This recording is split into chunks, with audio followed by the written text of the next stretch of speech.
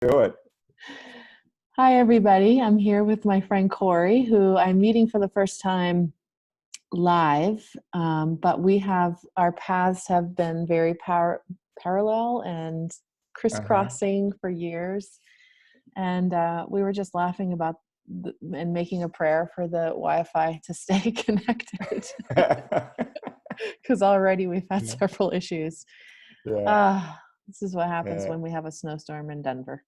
Oh, good. Supposedly, that's the excuse anyway. Okay, fair enough. Yeah. So is it anyway, white all around you? It is. It's very white here. Oh, But beautiful. it's, there's chicken soup on the stove, and this is Oh, good. It's all good. that's it. Yeah. That's it. Can't go wrong. Hey? So I'm Yeah. really happy to talk to you today. Good, Thank you morning for to having me. you and evening for Yeah. me. Yeah. I wonder if Yeah. you said you had something you wanted to start with. So Oh boy. let's begin. Yeah, this is a good place to start. It's a saying from Stanley Kellerman that says, life makes shapes, and these shapes are part of an organizing process that embodies emotions, thoughts, and experience into structure. And I think, if we're gonna, discuss body work, and how our pasts have made us who we are today, I think it's a great saying to start off from. Great framework of conversation that can, put a very deep perspective on the art of body work. So yeah, we was very much looking forward to our chat. So here we are. Yes, here we are. Yeah, yeah, yeah. So Wi-Fi is working. oh, good. I think that Yes. the Wi-Fi understood that notion, that Yes. saying, and there you Yes. go. There you go. Yeah. So So, that's a beautiful saying. I love that. yeah, yeah. Mm.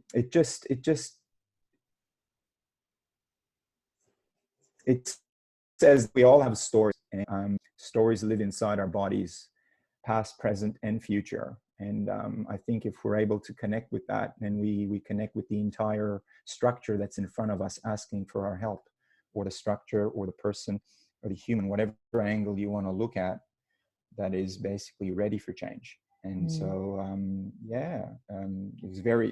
it's a process, or it's a saying that I've connected to as a body worker.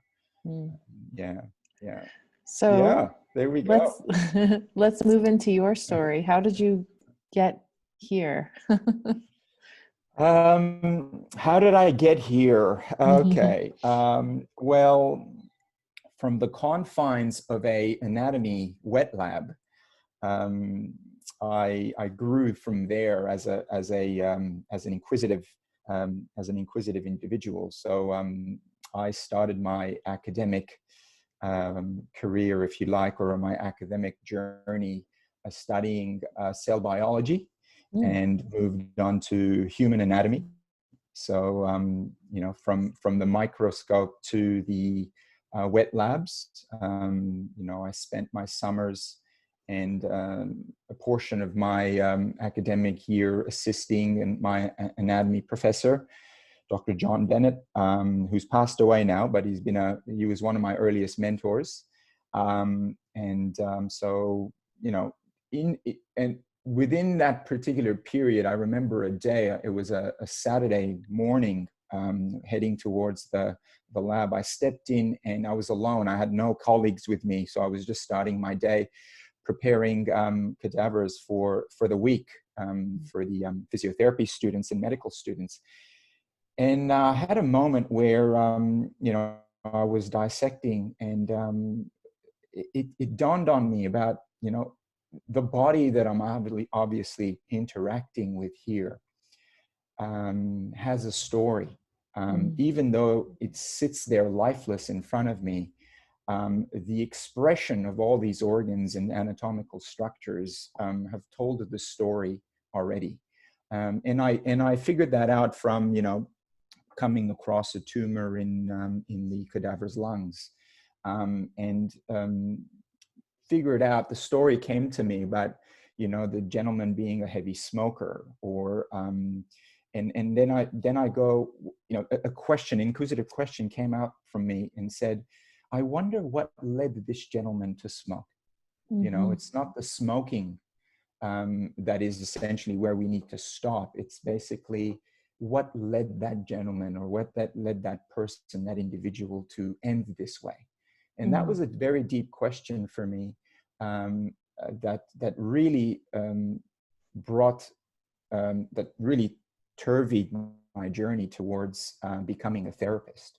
Mm. But I always wanted to be involved with the body.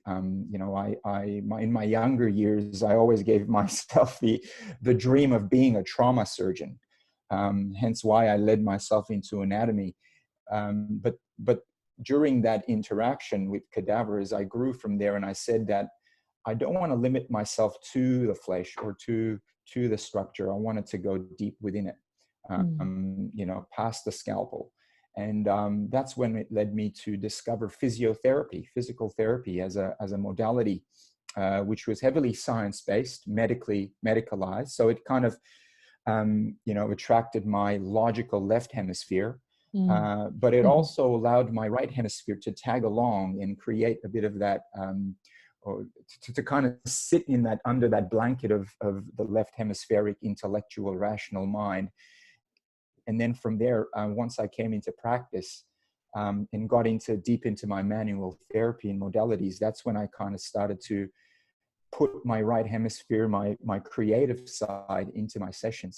And then I moved on to learning behavioral sciences and spirituality, and philosophy. So I kind of started to blend those arts into physiotherapy. And now, you know, people tell me, who are you? What are you? You're supposed to be a physiotherapist. What do you do? What do you Right. call yourself? And I'm just like, I'm just a person that wants to help. That's all it is. Yeah. You know, and uh, and that's where I kind of identify myself as. I think physiotherapy has led me to, you know, gave me some letters behind my name and allowed me to be, to give me this opportunity to then put myself into, you know, clinical sessions. But what we bring into that clinical sessions is much more Mm. than joint mobilizations and exercises. It's all about growth. Mm-hmm. It's all about reaching human potential or discovering human potential. Mm. So yeah, so pain leads people to me, Mm-hmm. but then growth is what gets people to basically get over their pain and become, you know, new people through that Mm. journey. So so that's basically um, what my journey is and where I'm at now. You know, so there we are. Yeah, Yes. I love it. So we have yeah, very similar paths, yeah, actually. yeah. I Mm-hmm. believe you're a physical therapist as well. Yes, Mm-hmm. or was. I'm not sure with the Um, or still are. I'm not sure. I don't know. I don't know what I like you. I don't really have a desire to have a name or a title. Yeah, I'm just yeah. someone who, and I don't even like to say I'm a therapist or I'm a healer. Hmm. I'm someone who does healing work. Yeah, That's my yeah, calling. yeah. Um, and yeah, so people are coming in. Actually, I don't know if this is true for you too, but people now don't even come to me with pain a lot of times, physical Mm, pain. mm. They come to me Yeah. because they've heard, I hear you're the one to go to when you don't feel happy. Okay. Wow. So, Yeah. or I Yeah. have spiritual Yeah. questions and I want to talk about that in the context of the body. Mm, So, very mm. cool. I love what you're doing. Yeah. What have you Yeah. what have you learned as far as well, now I want to know so many more things. What's your spiritual path been like? What have you discovered? Oh, um, what have I discovered? I think one of the things that I've really, I mean, with the work that I've done on myself, I've discovered that if you haven't suffered yourself, then you're not able to help someone else who suffers. Mm. Which means that we are all, suffering beings. We have that. It's a gift, because if we can't make meaning out of it, then we don't have that process of growth. And I think, that's what I've been able to realize, is that we can go as deep as with our clients, or with the individuals that seek our help, as much as we can go deep with ourselves. So if we limit ourselves just to the body, then we'll only recognize our clients as bodies. But if we can recognize ourselves as, fully fledged, emergent human beings that come from a very, very deep place, then we're able to then connect with that depth in our clients as well. And there's going to be a way, even though we're afraid of connecting with people. I think if we are deep within ourselves, it opens up the pathway to eventually bring the client into that space within their bodies as well. And that's what I've learned.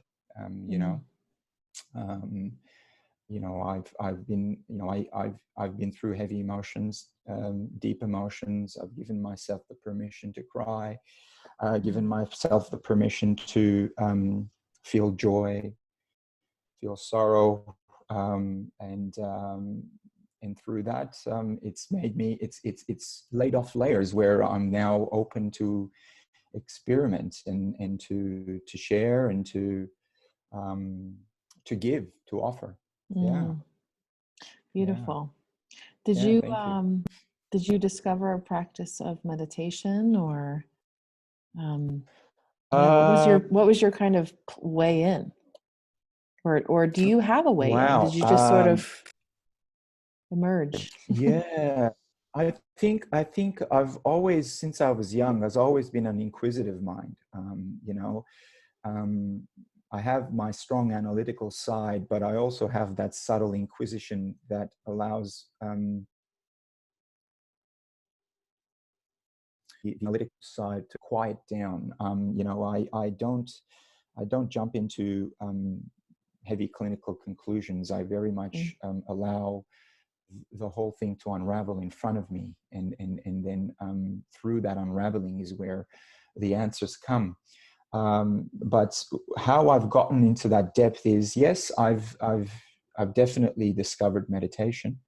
I've definitely given myself the permission to just sit and go deep within myself, to go deep within myself and allow my awareness to go beyond as well. And I think that's where I've discovered a lot of about myself.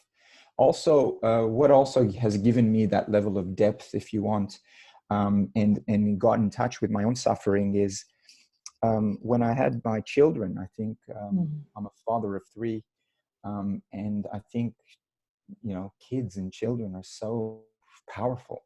Where I lived if you want, a self-centered life before them, to the point where now it's all about them. So they've taught me sacrifice, they've taught me meaning, they've taught me to ground myself, all within their own conscious selves, really. They don't do that consciously to you. Just their presence is enough to kind of really, really give you that level of. I've realized about children is that they think you are the top and you are the best, despite the mistakes, or despite the faults, and despite the dark sides that you may have as an individual. All they can see is the light within you, and that is something that has been very powerful to realize. You know what I mean? And that's the lesson I've learned from my children, and is the lesson that I try to teach my clients as well, because everyone comes in with suffering and they think it's their fault, or it's that it's them struggling with their dark side. But I say, bless it, and I say, let's embark in it, and let's discover it. Let's give you perspective. Let's give you guidance. Let's give you let's get you to recognize your core values, and your deepest intentions. And I think that allows them to be comfortable with their suffering rather than the uncomfort, which is what makes people, I think, as you say, when they come in and say, I just want to seek happiness, it's kind of like, well, let's get in touch with the dark side. I think you'll discover a lot of positives in there. Yes. Yeah. Yeah. Only if you're Gorgeous. willing to, by the way. Only if you're willing to. That's very important. That's true. Yeah. Mm.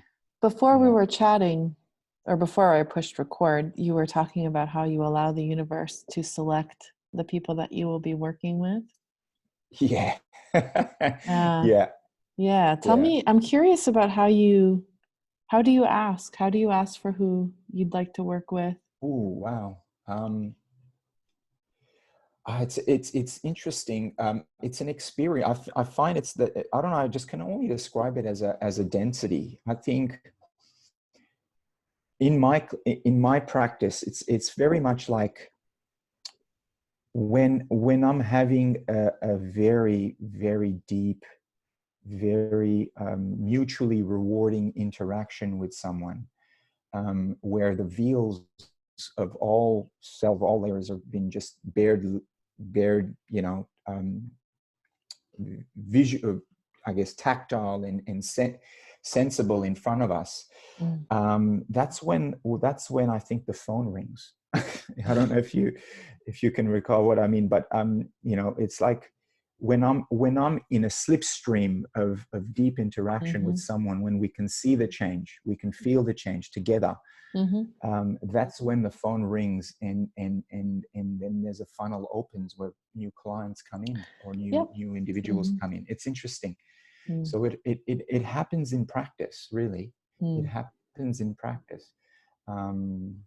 And it also happens in the weirdest places. I don't know if you ever had this experience where, I recall being in a supermarket, just basically picking fruit, and someone just basically hurts themselves on the right side of you, and you can't help but to go and approach them and talk to them and so forth. And then they basically ask for your help, and they basically the topic comes up, and there you go, you create an interaction, and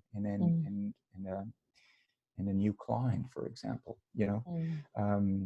And from that incident, you discover the person that slipped on the supermarket floor, but then the story, you've discovered them more than that. You know what I mean? More than their ankle sprain, or more than their knee sprain.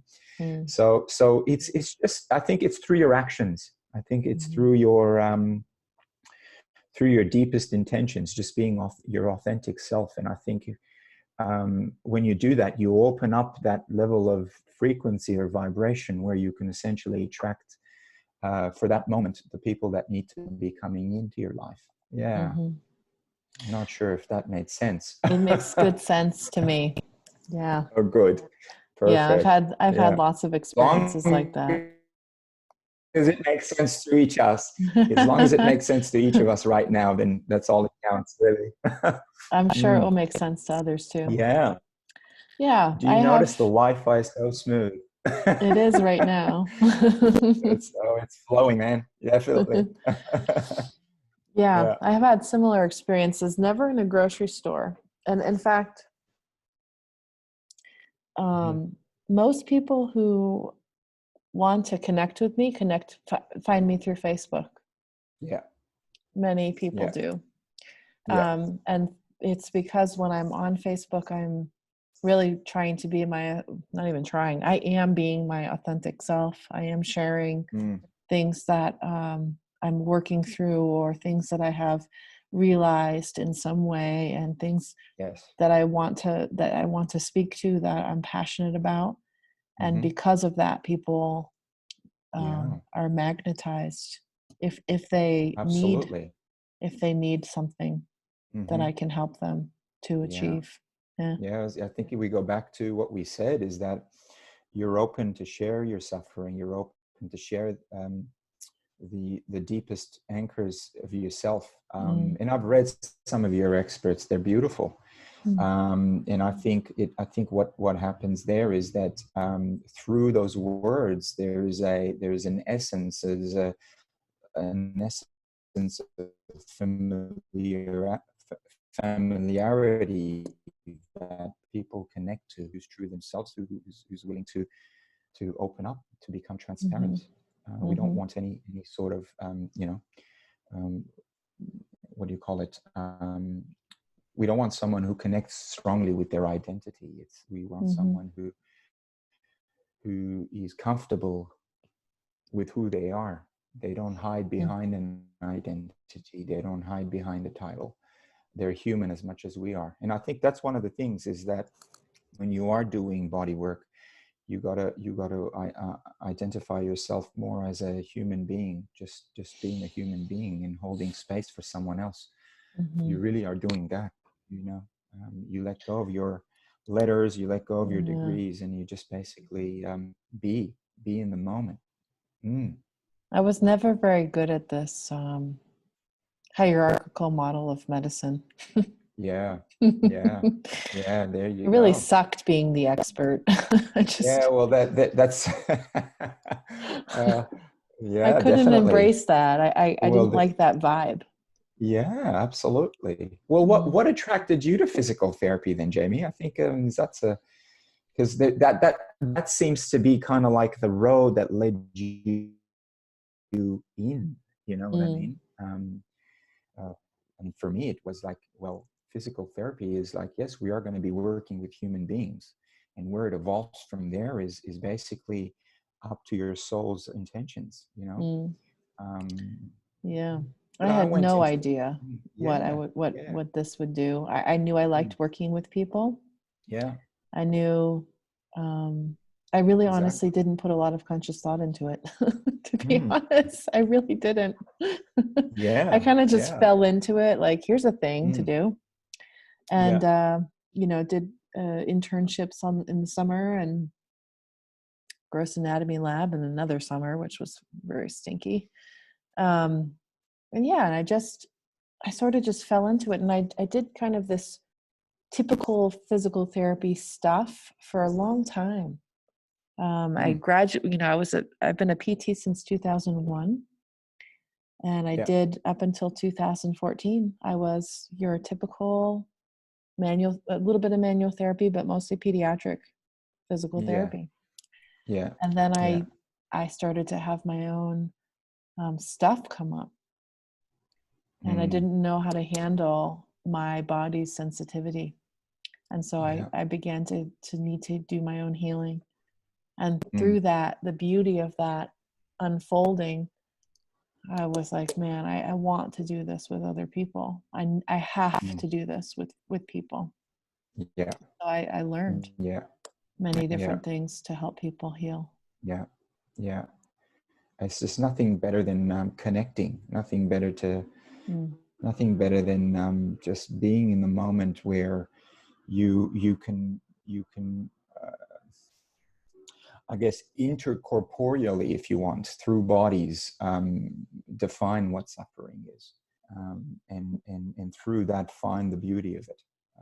Is really really powerful stuff. And yeah, it's you Mm. can't grow tired from that. I don't know, Mm. you I can't. You agree. know, yeah, I wonder yeah. if you believe that we transcend suffering at some point. Wow, transcend. I think yes. I think the point of that is to basically attract the help that we are meant to receive. Um, when someone suffers, um, they suffer in a way that deep down inside they are asking for the help. Mm. So the transcendence is essentially the objective. It's because, and only I think the suffering and the type of suffering or the intensity of it will then ask for the I guess the right person to come Mm. along and be able to collaborate or cooperate to then make meaning of that suffering. I think that's for me. I mean, I'm here. My doors are open.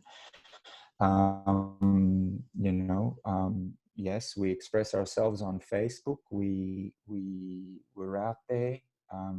We speak about what we do.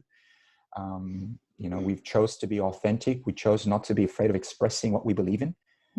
And therefore, you know, the people out there who transcend their suffering are then essentially, depending on the type of suffering that they have,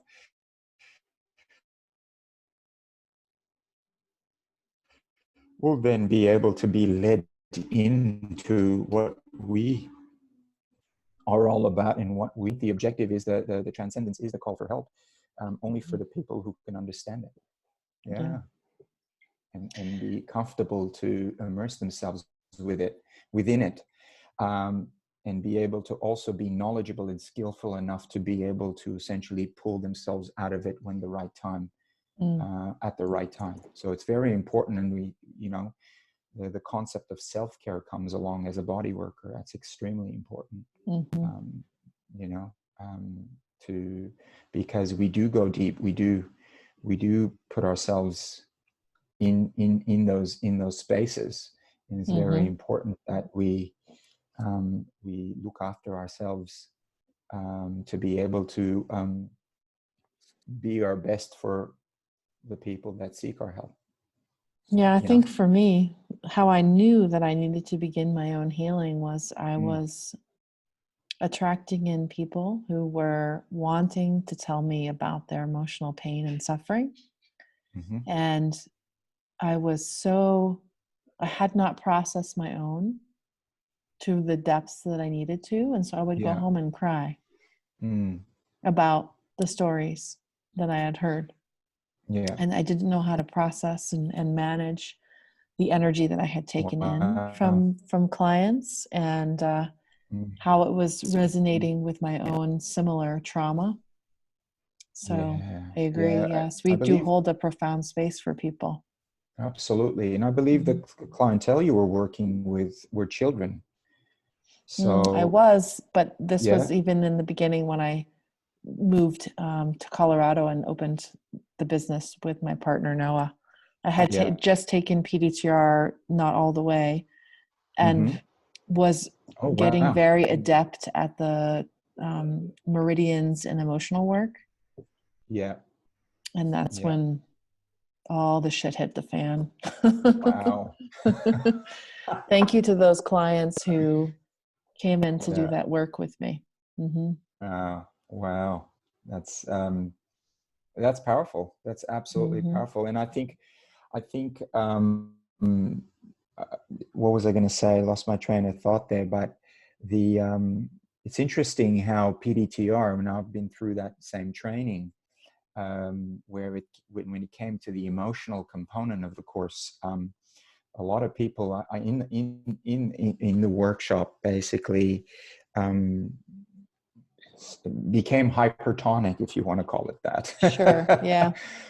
Nervous system is overloaded, essentially. Yeah, absolutely. Absolutely. It's that the emotional components of how that can frazzle a nervous system, and how that can be the deep rooted, I guess, driver of all illness. You know, it's how we process our emotions. It's not what emotions we possess, it's how we process them, because that's something that eventually can definitely help you make meaning of suffering. Yeah, absolutely. That's great. That's great. I have come to learn over time that I don't suffer unless I have resistance to the sensations of the pain, whether it's emotional or physical. There is no suffering if Can you say that again for a second? Yeah. Sure. Yeah. If I can surrender to the sensations of the pain, either Yeah. physical or emotional, then Yeah. there is no suffering. I do not Yes, suffer. absolutely. Hmm. Absolutely. You surrender. Yeah. Yeah. You lose that will and desire of control. Because control in itself is energy, that is essentially an underlying tension. Hmm. The will to hold it together. I see that a lot in clients who suffer from chronic pain. Hmm. They hold it together for the sake of their dependence, and that takes a lot of strength. I think Hmm. I think to suffer from pain, from persistent pain, um, is like a marathon. You don't. I make people understand that the amount of strength that you are mustering up to hold this is absolutely um, inspiring. It puts me to awe. You know, the will and the desire to keep that under control, so that way you can carry on for the children, or for Hmm. the sake of their dependence. You know, and to be able to fulfill your roles in life the best way possible, um, is absolutely inspiring, and it's strong.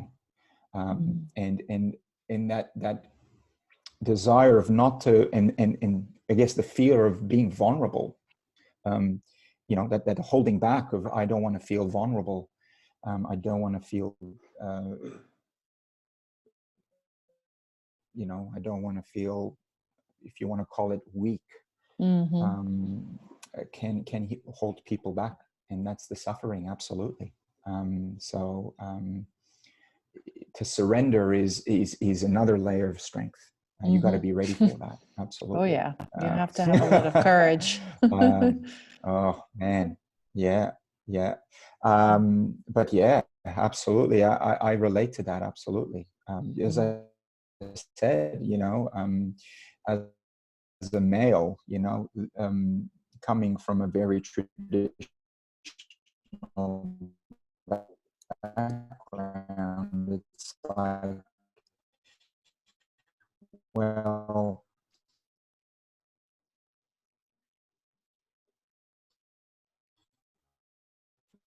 you got a heart, you're weak. Mm. Um, it's all about muscle and grit, and that in itself was never, this is not going to go on. This is not life. You know what I mean? This is Mhm. not the way to bring out your best self. And that's when I surrendered, and I said, I think I've become more male if I'm able to really, and not even just the male, but I become more human. I become more connected to my essence of who I am and what I have to offer to this world, only if I can able to surrender that level of identity that has been drilled down into me, you know. Mhm. Um, and yeah, and that's when you open up this whole Pandora's box, and it's a beautiful journey. I know it's tough and it's difficult, but there's a beauty behind it. Mm. The unraveling is extremely beautiful. It's You got to look at that from that place, from that pure place of beauty, of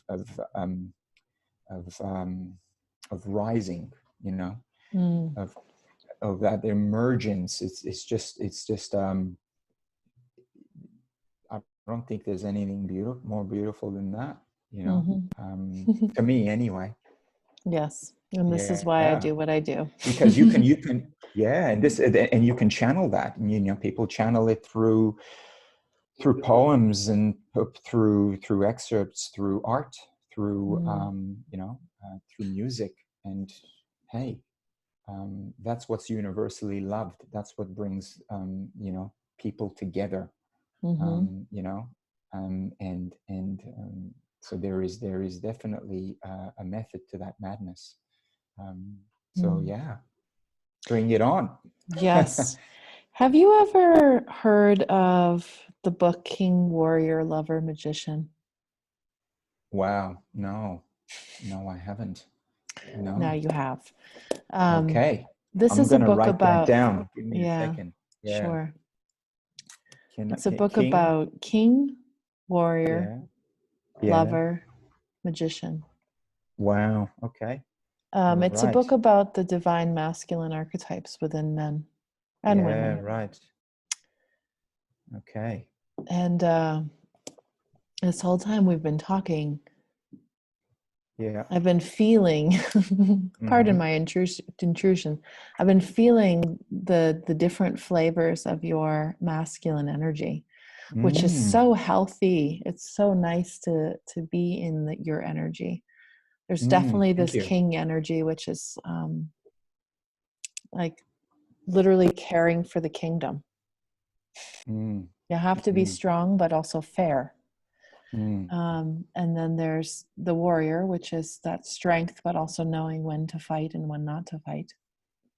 Mm-hmm. The lover is what I first noticed. The lover is this Oh, aspect okay. of us which Mm. enjoys things for beauty's sake, Mm. like food for the sensuality Ooh. of food, Yeah. music because it Yeah. is Especially. incredible, you know. Oh, wow. Yeah. I mean, especially now, around the times we live in, Mm-hmm. um, you know, it brings that definition is much more intense. It's much more in front now. Like, like I've lately, I must say, I've discovered. I always knew about it, but I've discovered fire. Mm. Fire, as in, I watch, and I do that every night. And my wife keeps Mm-hmm. going, "What are you doing?" And it's like, I'm just being. I'm just because my wife Yeah. is, it's like, wow, it's like you just sit there still for hours and you just watch. And I'm like, yeah, it just takes me. And I Mm-hmm. just love seeing those flames dance. And it's like, I guess I've just discovered that level of that spontaneity, Mm-hmm. the spontaneity of wherever the flame decides to go. It's just that there's no decision. It's just like, it just does. Mm-hmm. And so I'm very awed by that, Yeah. so yeah. My To me, new that is the obsession with fire. masculine energy. Yeah. To me, that is your Yeah. masculine energy appreciating the feminine, the Absolutely. matter, the Yeah. watching the Yeah. changeableness Yeah. of the world and how things Yeah. move. I think we all have, we all have a feminine. Us men, we all have to get in touch with it, Mm-hmm. because it complements our male or our masculinity. Mm-hmm. Absolutely. Yeah. Um, and, and, and, and, uh, and we need to come to terms with that. Absolutely. Mm-hmm. Definitely. So, and thank you very much for those kinds of observations. I must say, for true, and to coming from you, who's quite intuitive and connected. Appreciate that. Thank you. Yeah, you're welcome. Yeah, The other yeah. one is the I'll look magician. into it. Magician, tell me. Yeah. A magician is this aspect of our consciousness where we can create alchemy. We can there's an Mm. alchemical process, which I mean, Yes. once you read Yes. the book, you'll see the strength that you have in that too. It's pretty cool. Wow. I think you'll Wow. love it. It's a fun Yeah. book. I'll definitely look into that. Yeah. Definitely. Yeah.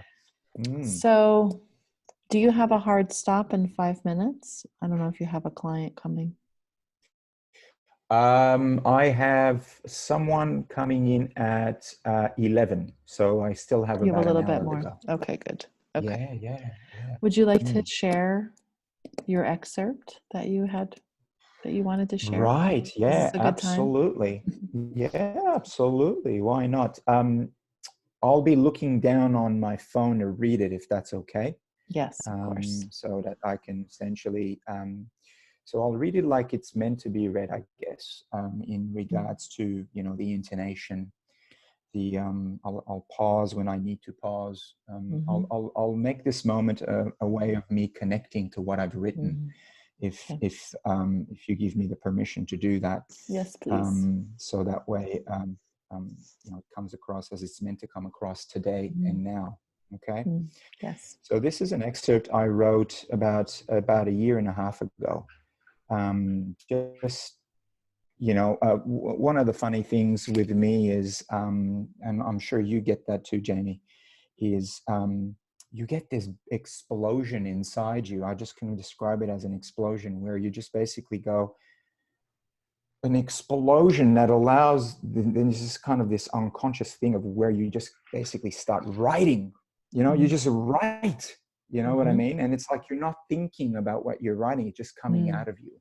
Yes. And when it comes out of you, it just comes out of you not only through the acts and the movement of your fingers and you typing or writing or interacting with paper organically or whatever the way you want to write it, but then you get this level of energy and this beautiful density that just comes out from the chest all the way through your eyes, and you tear up. I don't know if you've Yes. experienced that, but that's Oh, what I did yes. with this one. Woof. And it's I wanted to kind of I was channeling something basically. It was just like, Mm-hmm. well, if this is meant to be written, then it's meant to be expressed. So there we are. So I'm going to choose the opportunity today, the moment today, to say it. Okay. Yes. I'm So listening. I've titled this "The Cycle of Life: The First and Last Look." Okay. Mm-hmm. So I'll go ahead and read it. Okay. A face pale like snow, a stare of an angel, letting you know that a soul untarnished exists within. A smile manifested by a deep joy, on one end prepared to escape, and in the other to dive in the sea of experience. The purity of soul, never tarnished, it's exactly the same from the start to the end. That is where strength lives, the undeniable kind, where disease and pain is of no match only when recognized of its truth. Love armed with hope, faith and willpower unstoppable to any external force. The soul will not derail from its roots. It keeps its course to leave behind an impression. The world out material possessions, but lack it. Pardon my foreshadow as I jumped to the end, a lesson I have learned too quickly, full of wrinkles, each a path left behind, from expression of felt sense, a choice to act, and the scars that are left behind. Wisdom lies within their tunnels, only for wise eyes to see and hearts to interpret. Mm. The world could be a better place,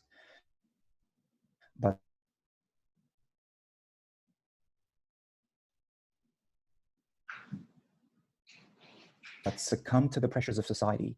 I take these lines on my face, soon to be dust, as finally chose for me to rest. In life, your acts become the cogwheels of change, to restore or create, havoc or harmony, based on the emotions you process, not by the ones you possess. Mm. At birth, a soul shaped by its path, once more to be filled through the senses of the brain and intellect. It is built by the foundation of sacrifice to either others or yourself. You are not made aware of the thoughts you collect, only to become fortunate to suffer where redemption is there for the take. Embrace, cherish, and exhale. The breath within you needs to escape, to bring forth your genius before it's too late. As your last look to those beside you, soon to leave them behind as you completed your end fate. There you go. Wow. Oof, yeah, I know. It's intense, isn't it? Oh, it's so amazing. It just came out, Jamie. It just came That's out, man. amazing. I love it. Have you Yeah. published that or put that up anywhere? No, I haven't done that yet, to be honest. Mm. I have many of these. Actually, I have about, say, a good 50, if I'm not mistaken, of these lying around in my phone and in books and stuff like that. So I had an idea. I was given an idea to go. You should make a coffee table. So just put your thoughts together, make pages, and leave it to rest. And whoever wants to read can read. One a Mm. day maybe. Mm. Yeah, yeah. Would you be Um, willing to send me that so I can share it? Absolutely, absolutely. Yeah. I'm happy to do that. Definitely, it'd be an Partially honor for because sure. there was a little piece of that the Wi-Fi was like meep meep meep meep meep, and I'm like, All right. oh, I Okay. missed a few words. Okay. Fair enough. But also Yeah. because it's a beautiful Mm, map, really. mm, yeah. Um, Yeah. it's like a portal.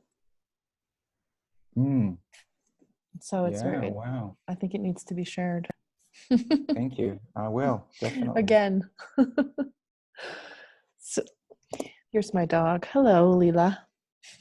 Hello, Leela.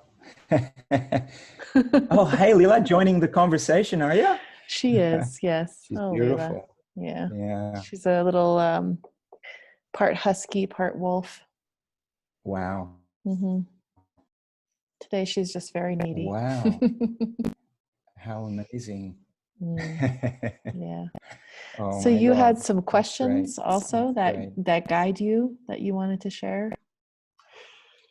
Yes, yes. These are 5 questions that I have come across basically that I hold dear to me whenever I'm kind of a bit derailed, Mm, as we all do, get through life. And I always like to kind of um, you know meditate on them, think them through, and bring me back to some level of anchoring and grounding and direction. mm, So those are 5 questions that I'm happy to share. okay. So it's the first question is, who are you? Is the Mm, first question. And it's not just, oh, I'm Corey Iskenderian.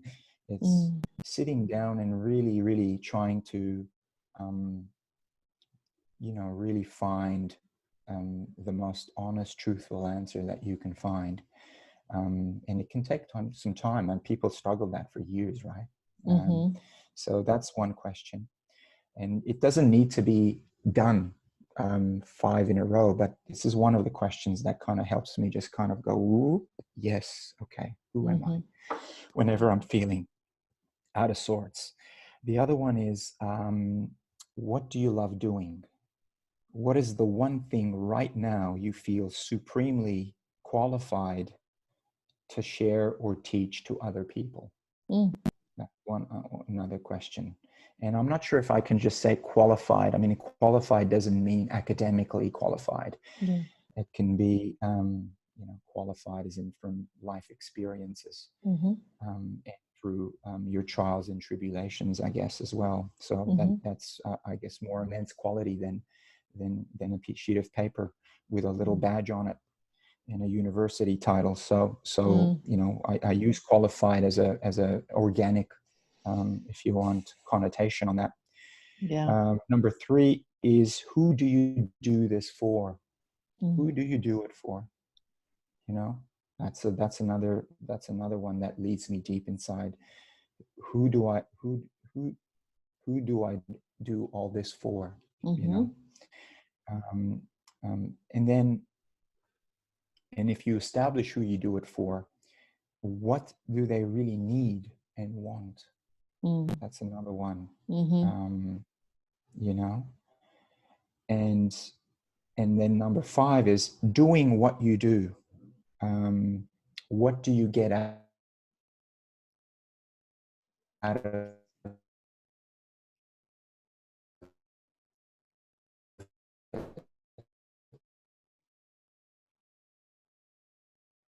and the Wi-Fi is being weird.